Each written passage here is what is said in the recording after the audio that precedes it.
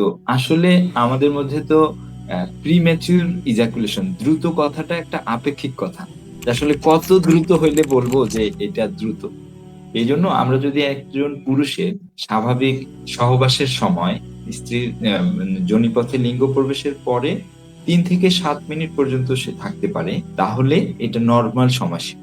কেউ কেউ আমরা সাধারণত ওই যে পর্নোগ্রাফি, যে একটু আগেই বললাম, দেখা যায় এগুলো তো একটা ফিল্মের মতো। এগুলা অনেক দিন ধরে বা অনেক ধরনের মেডিসিন নিয়ে এগুলাকে অনেক বেশি করে দেখানো হয়। আমাদের যেহেতু এই সম্পর্কে সঠিক ধারণা না থাকায় আমরা ওটাকে আদর্শ ভাবি।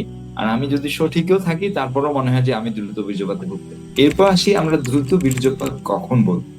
সহবাসের সময় হাজবেন্ড যখন তার লিঙ্গ তার স্ত্রী যোনিতে প্রবেশের পরে 1 মিনিটের মধ্যেই যদি বীর্যপাত হয়ে যায়, দেখা গেল যে দূরে থাকে, চাকরি করে, 1 মাস পরে আসছে, প্রথম দিন এরকম একটু উত্তেজনার কারণে এটা হতেই পারে।